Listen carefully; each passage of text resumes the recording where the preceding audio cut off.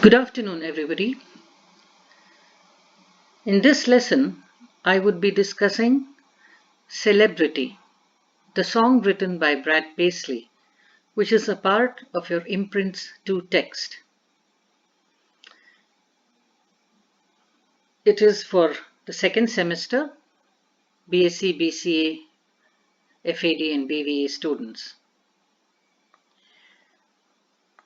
Let us first enter the poem through the word celebrity,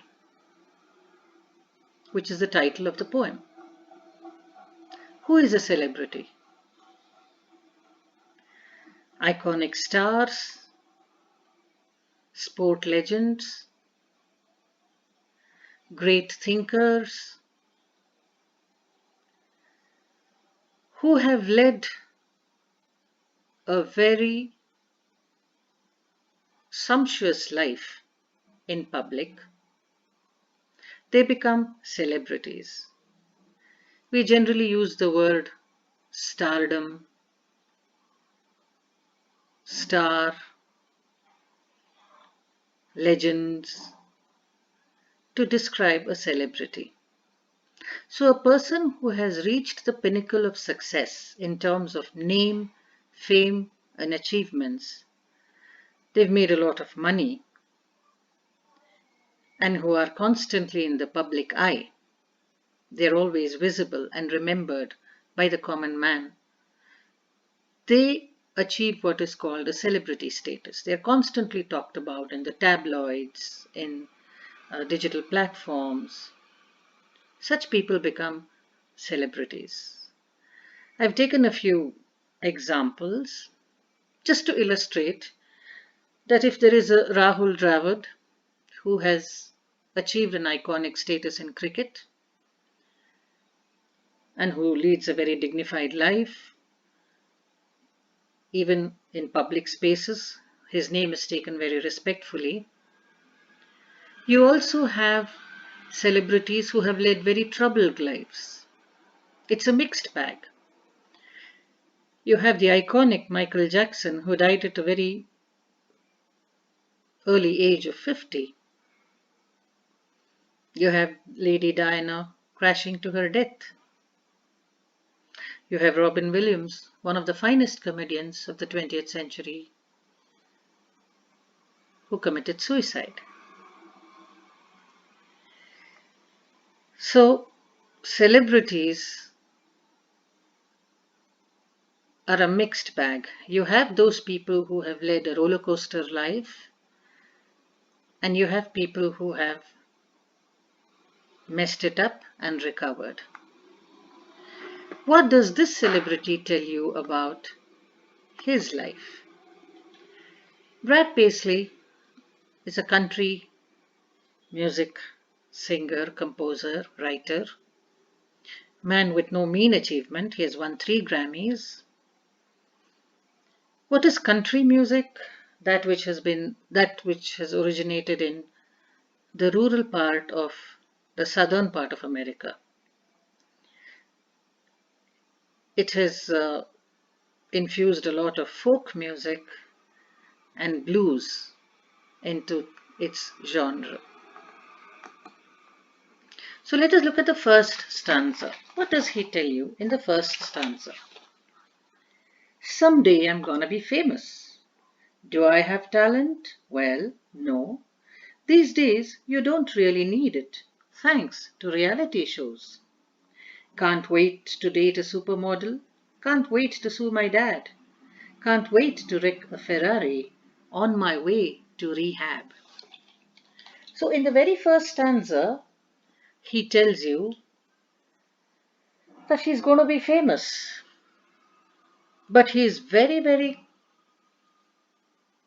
conscious of the fact that in today's world of mega star shows and reality shows, it's not just talent, but something else which also is required to become a celebrity. Though he puts it very casually, it's a shocker. It means that those people who are at the top are not necessarily very talented. So In the very first stanza, he gives you a peep into a celebrity's life, saying that if you have to maintain a public image that you're a very talented person, it's going to be difficult if you come through maybe luck or a reality show. Then there are other things that he adds to this first stanza. Apart from debunking celebrities who are not always talented, it's quite an ironical comment. He says, what's the use of being a celebrity without the celebrity lifestyle? So after reaching there, going to the destination of success, I also have to do the done thing. What is the done thing?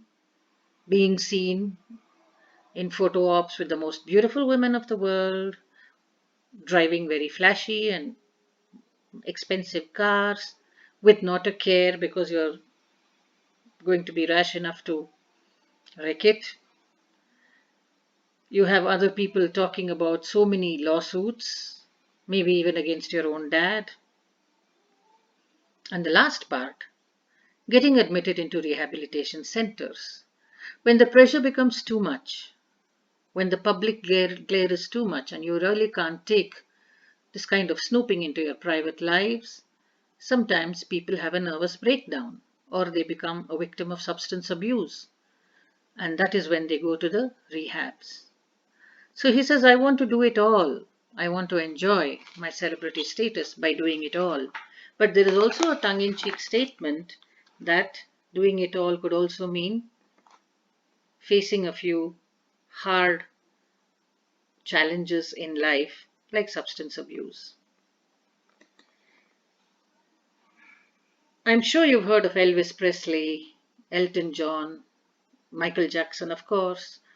They've all had to face the storm and stress of public life because they were such icons that they had all, in one stage or the other of their life, been admitted to rehab centers. So, what is he trying to tell you? That from far it looks very beautiful, like an oasis in a desert. But then, only when you go very near, you realize that this is a desert and not necessarily an oasis. So, very wryly and gently, he's telling you, he's cautioning you, there is a price to pay. Then what does he tell you in stanza 2? I'll read it out.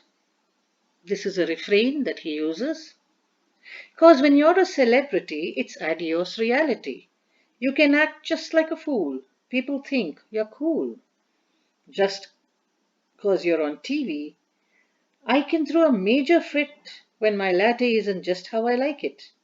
When they say I've gone insane, I'll blame it on the fame and the pressures that go with being a celebrity. He says there is a reason for being in rehab. I can always say that it's because I'm a celebrity. I have to sometimes go to the rehabs. And it's because I'm a celebrity, it is adios reality. Adios in Spanish means goodbye. It's a goodbye reality. What does he mean by that? Does it mean that that they lead very unreal lives? Yes, to a common man. When you can act like a fool, when you can throw tantrums in public places that your coffee with milk, that is latte, is not according to your taste and your choice, and you throw it on somebody's face, when you can act bizarre and insane and people accept it, it is leading a very unreal life. They wouldn't accept this kind of behavior if it were an ordinary man. Let me just give you an example.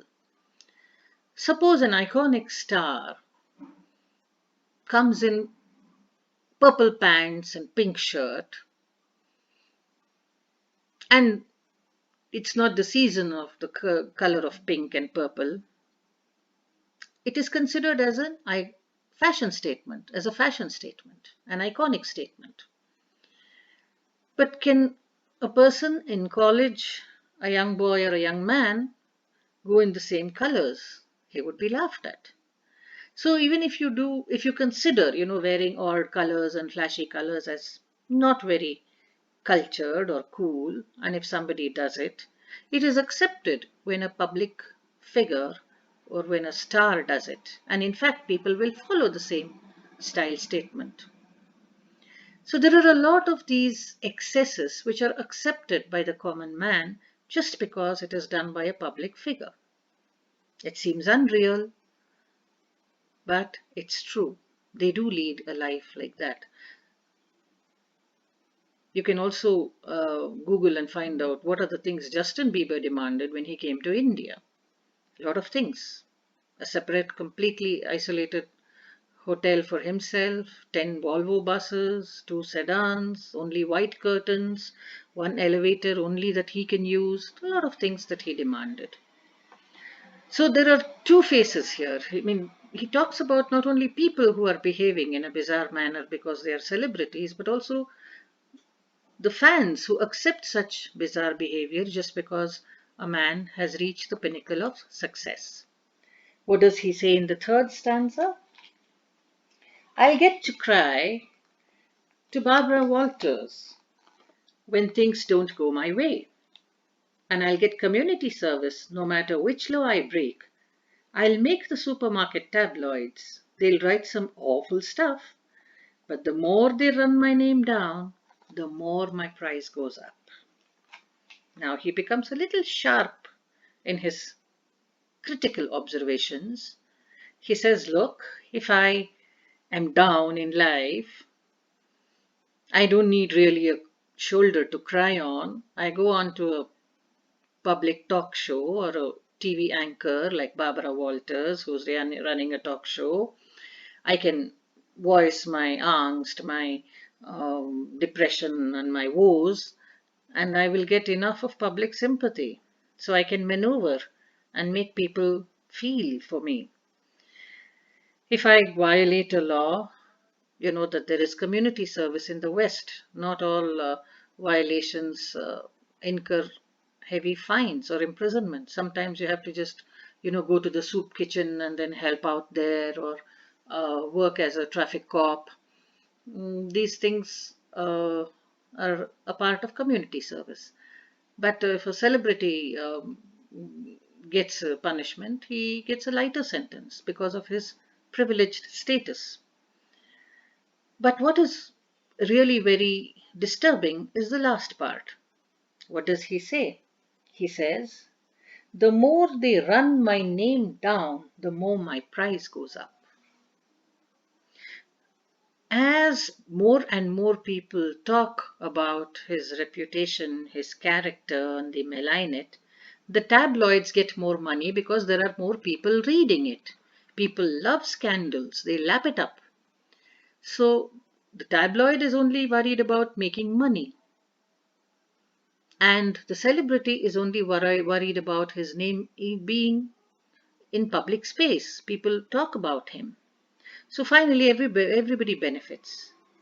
But what is the ethical takeaway from this? That the more a man's name is slandered, the more his character goes down, the more the market price goes up. It tells you something about the market too. When we talk about development, we talk about competitive markets. But then, does competitive market entail an ethical vacuum? One really has to consider that. The next stanza. He again repeats the idea, because when you're a celebrity, it's adios reality. No matter what you do, people think you're cool just because you're on TV. That's repetition. Now I'll come to he talks about something else. I can fall in and out of love, have marriages that barely last a month. When they go down the drain, I'll blame it on the fame and say it's just so tough being a celebrity. So, life is lived on the celebrities' terms. Already he has admitted that they are pretty unreal. It's adios reality. So you can behave like a fool, it is pardoned. You can have umpteen number of marriages, you can have umpteen number of love affairs, that's pardoned. You can have a very short marriage, annul it, it's pardoned. So having done all this, If a common man does this, he would be severely judged. Not so a celebrity. And that is why he does these things. See, it's a vicious cycle. Because nobody judges him, he can go on doing it. And because he does it and people watch him and his price goes up, he feels the need to be in public space, be remembered, and he may get into more scandals because there's nobody to question him. And that results in also a kind of arrogance. And this is when they cannot handle things and they become a nervous wreck. Whatever the celebrity does, however horrifying and unpardonable it can be, it is accepted as a celebrity's privilege. So then what does he tell you in the next stanza? He says, so let's hitch up the wagon and head out west to the land of the fun and the sun. We'll be real world bachelor jackass millionaires. Hey, hey, Hollywood, here we come. The dream factory of the world is Hollywood. To call yourself an ultimate celebrity, according to Paisley, you have to be in Hollywood. So let's get into this wagon called success and drive on to the world of fun and sun, which is Hollywood. Hollywood is a kind of a consolidation of your success. If you have a villa or a house in Hollywood, well, you've made it. So when the super rich people, the ultimate fantasy of stars to enjoy their stardom is to have a house in Hollywood or to be seen in Hollywood. And when you have a cluster of people, of all celebrities assembling or staying in one place, that world becomes a kind of a dream world. And people look at it with starry eyes. They hardly can judge when they see their favorite actors and actresses and singers and comedians all there. So it becomes a kind of a heaven for all those who aspire to be celebrities. And why does he say, let us be bachelor jackass millionaires? It's a kind of a very sarcastic statement. You see, when you're a millionaire, whether you're stupid, moron, or nincompoop, it really doesn't matter. What matters is how much money you have in your account, your bank account. So he says, I can afford to do the craziest, wildest things, the stupidest things if I become a millionaire. That is why the words are juxtaposed. So millionaires can get away with being very stupid because all that the people are looking at is the superficial representation of a celebrity. You see, to get there, many a time you have to work really hard. It's not always a reality show. But what do the people see? The people see only what is projected outside, the glamour and the name and the fame. So that sometimes can really send a wrong message. The last stanza is a repetition. I won't read it out. But the conclusion is important. What in the end is he trying to tell you through all this? Look, celebrity status and a celebrity life, being a celebrity, is really not as bright and glorious as it seems from outside. That is why I use this comparison of the oasis. It's a mirage. From a distance, it looks so restful and peaceful. I want to be there. I want to drink from that pond of water. It is only when you reach there, when you've gone through it, that you realize that there are so many hazards involved. Personal relationships, there are ups and downs, there are swings.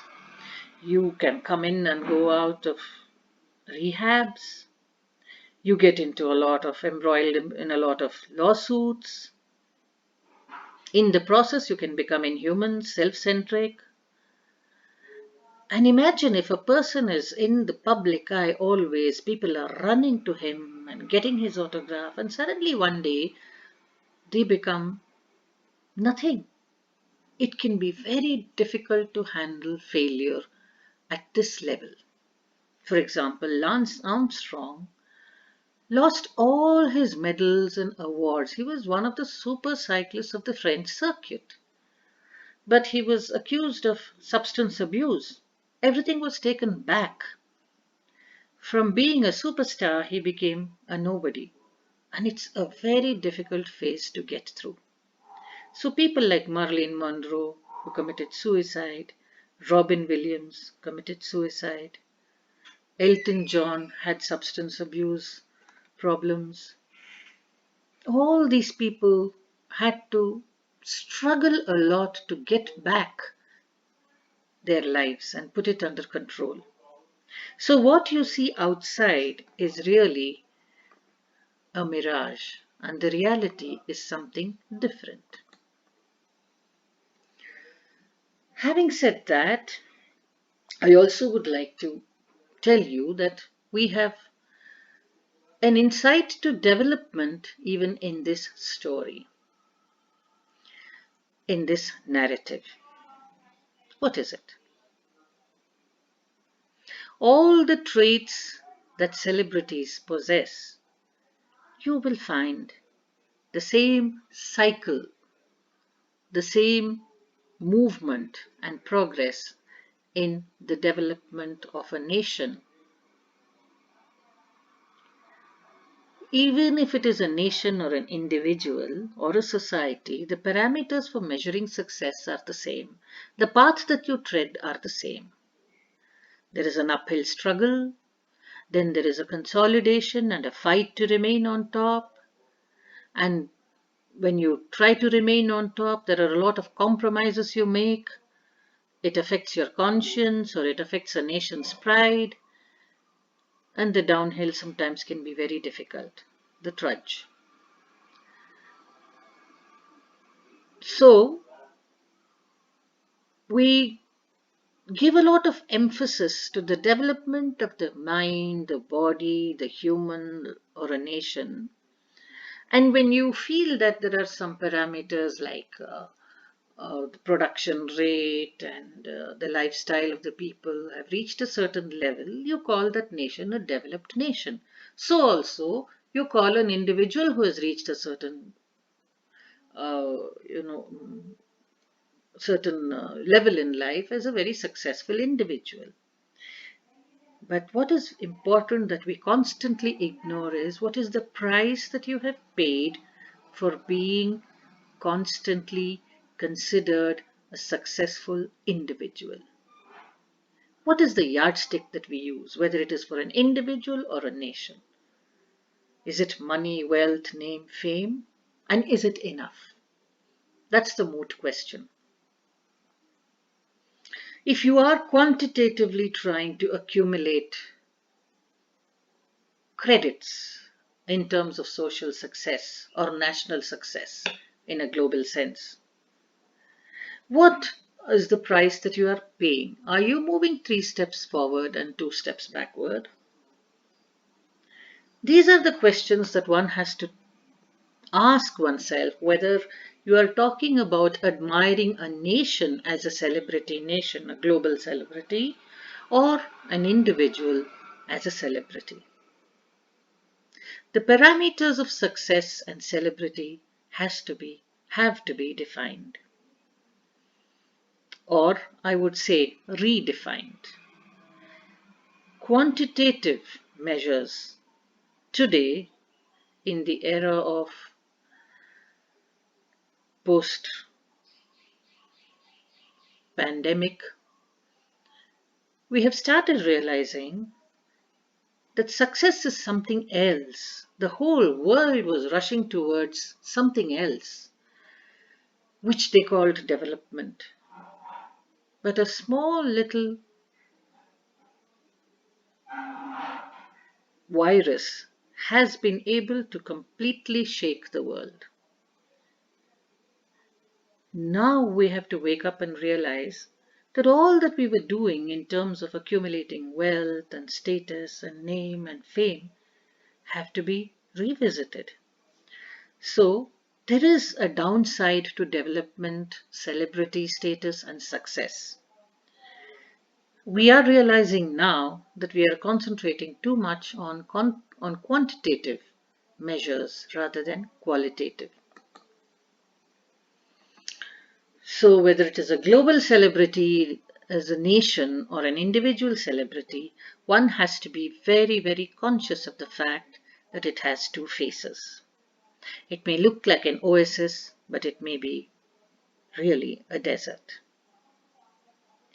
The more you have, the chances are, the less you are. But I think COVID has made us realize that we have to be more to have more. And what is that having more is not necessarily money. It could be making your lives relevant to other people and to your society. I've already described how the celebrities have been illustrated by Paisley, talking about their lifestyle, talking about their relationships, and talking about their ups and downs. What does he tell you about reality shows? That many reality shows are not really tapping talent. You can do a lot of research on that. It'll be very interesting. So the tone used in the poem is it's a spectrum. It goes from gentle irony to being pretty satirical. How are they communicated in the poem? There are certain words that he uses. I can afford to throw my latte. I can afford to have a very light sentence in community service. And those understated ideas are actually trying to tell you the opposite. There is something wrong here. Just look at it. Don't worship celebrities just because they're celebrities. Look at their lives. He's trying to give you a warning, and that goes from gentle, mild warning to a kind of strong, assertive statement that these people will fly away to Hollywood and have fun and sun, but how does it impact your life? Better watch it. How would common people react to celebrities? Celebrities behave as they do, as Paisley explains, because common people are reacting to them in a very non-judgmental way. They worship them. They're bhakts, they're blind. In today's world, can you relate to the life of celebrities? That's for you to decide. But dwell a little on what do you think of celebrities after reading this poem? What do you think of the way development as an important agenda of a nation really is after you read celebrity as a metaphor for development? Keep that in mind. Can you observe an undertone of irony in the context of Hollywood? If so, explain. The land of fun and sun that he says externally seems very beautiful, but what does it have inside of it? Even if the celebrity looks very beautiful outside, inside, what kind of life is he leading? That is what you should be looking at. This is the end of the lesson. I hope you have uh, enjoyed it. You can listen to the song. You just have to type Celebrity by Brad Paisley in YouTube. You will get the entire song. I hope you'll enjoy the song. Thank you. Have a good day.